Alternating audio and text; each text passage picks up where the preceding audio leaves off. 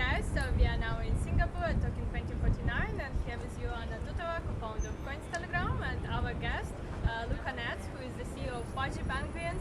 It's one of the most popular NFT collections on the market, and they launched as well feature tools which did like $500,000 in sales just in one day. So great to have you here, Luca. I'm happy to be here. Look at my background. How can I not be happy? So can you tell us about your childhood and how, what you did before getting into crypto, and how did you discover crypto? Yeah, the super short story is I grew up homeless with my mom. I dropped out of high school when I was 16. I got my first job at a tech startup called Ring. At 18, I started my first business selling jewelry online. At 19, I became a self-made millionaire and started putting my money in the 2017 bull run in crypto. I was a Litecoin litonaire. Unfortunately, I just believed in crypto for transactions. I thought it was a basic human right. In 2020, 2021, I started trading again.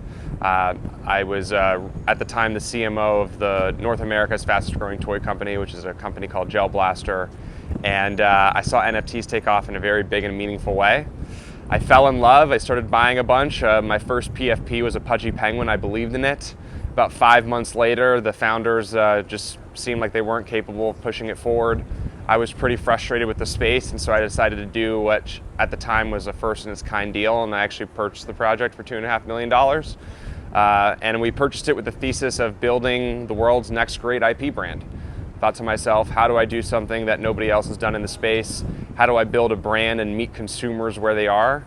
And so far it's been a wild ride ever since. I think in the last 18 months we've been one of the best performing NFT projects, one of the most successful new and up and coming IP and toy companies in the real world, and we're shaking up multiple industries today. So when you were doing this deal, did you have any doubts that it may not take off or something like that, or something may take wrong, and that it's like quite a big bet? Yeah, so we bought the project in April of 2022, which was really the beginning of the bear market. So I bought it literally the day the bear market started, pretty much. We survived FTX blow up, contagion across the industry, and there was a couple hours here and there where I felt, wow, we put a lot of money on the line. We actually had to fund the business with another $500,000 of our own personal funds. But we believed that this space is going to win. I believe in digital collectibles as the future of collectibles, which is a $426 billion market ripe for disruption. And market cycles can test your conviction, but if you believe, you believe, and we've believed since day one. And why are you so excited about NFTs, and what do you see the value of NFTs? Yeah, I think, prior to NFTs, I was a huge art collector, huge watch collector, huge sneaker collector, just a collector of figures and physical products. And when you understand collectibles in the real world, you understand how much friction there is, i.e., I don't know, there's inauthenticity issues, there's spoofing issues, there's friction in buying and selling, shipping, insurance. If I want to collect things, the ability to digitally transact and buy and sell things in real time, know exactly how many of each quantity that I'm dealing with, what their rarity is, it's just a better collector's experience. And so I think if NFTs accomplish nothing else, what they have accomplished today is they're just better collectibles, and that's the market that I want to disrupt, and that's where I want Pudgy Penguins to lead the charge. And now the trading volumes of NFTs are super down, so how do you survive this bear market? Yeah, we're making money, and this year we're gonna reach $10 million in retail sales on our toys. We're making money on our content. We're getting about 50 to 60 million views a day across all social channels, Giphy, TikTok, Tenor, and Instagram. If you don't follow us, you should give us a follow. I think we're setting the roadmap for what it is to make money outside of our crypto community and bringing new people in. Wow, that's quite impressive. So, what are your marketing secrets, marketing tricks to get so many views? I can't really tell you because that's the sauce that everybody wants to know, but what I will say is if you really follow us and you really pay attention, you can see what we're doing.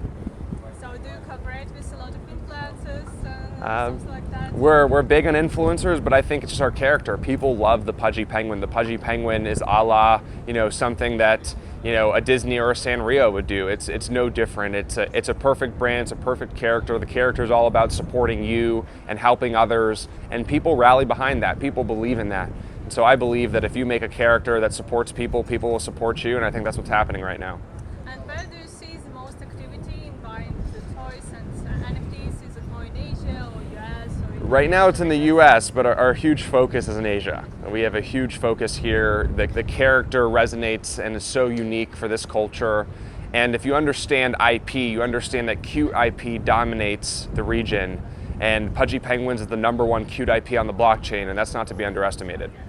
And do you plan to make some other products like cartoons with Pudgy Penguins? Yeah. Things like that? We're working on long-form content. We have a high-end collectible line that's selling out in seconds on a platform in America called Network, which is one of the great collector hubs. If you know Network, you know how impressive it is to sell out, hundreds of units in seconds on that platform. And we're definitely expanding our product line, but we also want to be focused. I think a lot of what we're doing that's different is we're not just building a Web3 crypto and blockchain business, which is its own behemoth and its own beast. We're building a business that also wants to compete with characters and projects coming out of Disney and coming out of Sanrio and coming out of Warner Bros. And Sony. And so we have to balance that, and so I don't want to bite off too much more than I can chew, but we definitely have a diverse product line. And what are the features, what benefits do buyers and holders of your NFT have besides just having their full ownership of the NFT? Yeah, I think it's a really interesting question. I think, first and foremost, it's the network and the community. I kind of reference Pudgy Penguins as the executive PFP.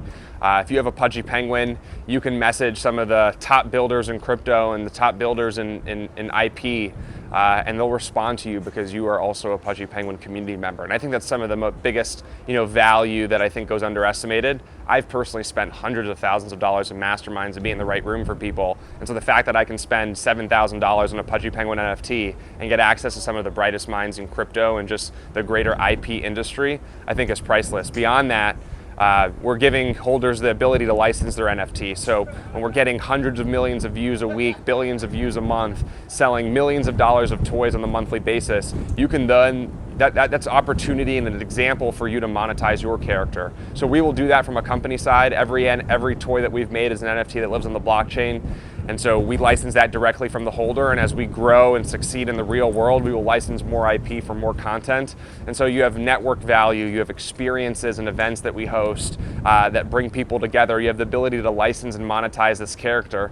And then, finally, you have a digital identity that I think people can be proud to wear. There's nothing taboo about a Pudgy Penguin. There's nothing offensive. There's a culture and a community that's all about uplifting one another. It's very much a family. And so these things are not to be underestimated. Yeah, that's great. But you have like 8,888 NFTs. So yeah. It's not quite a limited number. So how do you make these NFTs valuable? And do you plan to launch? You have as well little Pudgy Penguins. Do you plan to have some other collections around penguins? We'll see. I think it goes with the market conditions. I think the priority for me is, giving value to our holders, and so, I think Bored Ape did that really well with giving NFTs to their holders. I think the right market conditions have to be there to kind of do that. I think supply and demand is a real thing, and the least amount of NFTs I have in my digital ecosystem, the better. Right now, we're almost approaching 1 million followers on Instagram. We're getting a huge following base on other social networks, and eventually those people will be NFT buyers. And so with a small amount of NFTs on the bottom and overflowing demand, I think you can understand what that happens next. And so that's kind of what I'm going for. So was Pudgy Penguins the first NFT you discovered, or it was just the first NFT you decided to buy? It was the first PFP that I ever discovered. So I was buying like fine art stuff before, but it was the first PFP that got me hooked, and ever since then it's been a wild ride.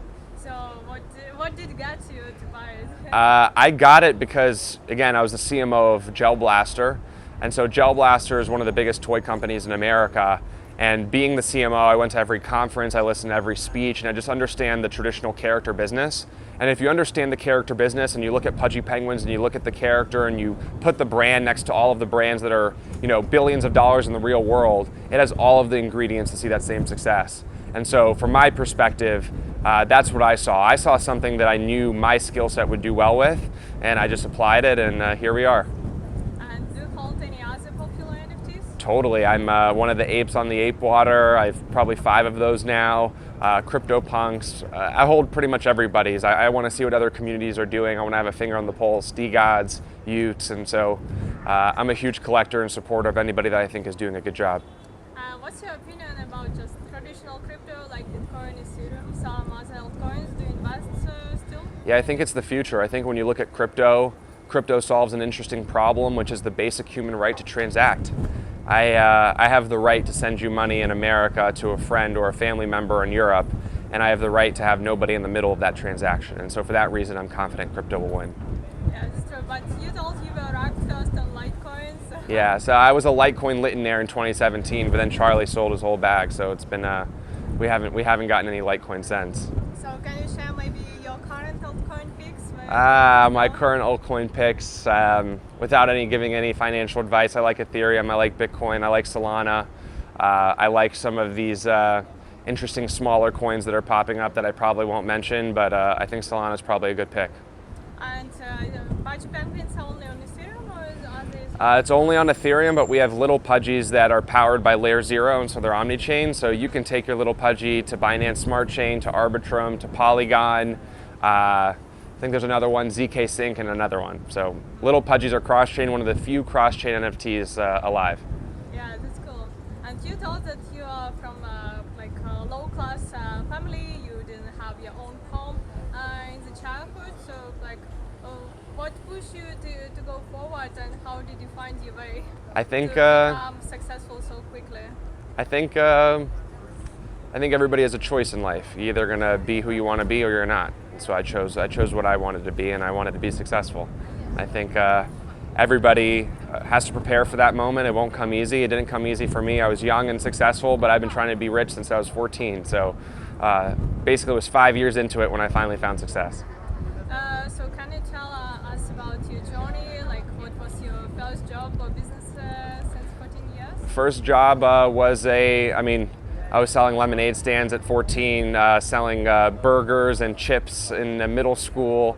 But I got my first job at a tech startup called Ring, then worked a little bit in solar sales. I was throwing underground raves and rap shows in Los Angeles, and so booked some really popular artists early on.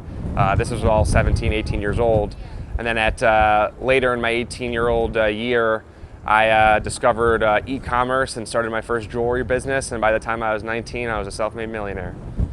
So it's mostly from e-commerce? E-commerce was my specialty, so I'm a real direct-to-consumer and consumer product guy first. So what challenges did you face at that time, and what is your advice for young entrepreneurs? It was easy at that time. It's definitely harder today than it was then. I think my early advice is don't give up. If I look at everybody who's successful versus everybody that isn't, I think everyone has a dream and everyone has a passion. I think the difference between the people that make it and the people that don't is the people that don't gave up at some point. And so I know it sounds a little corny and it's probably been repeated 100 times, but I can't emphasize enough. You're going to give up or you're going to stick through it. And I think the people that stick through it make it in life, and the people that give up end up not being where they want to be. And can you share as well your views on the NFT market? When will we see the next bull market in the NFT space? And how do you see the market, let's say, in 10 years?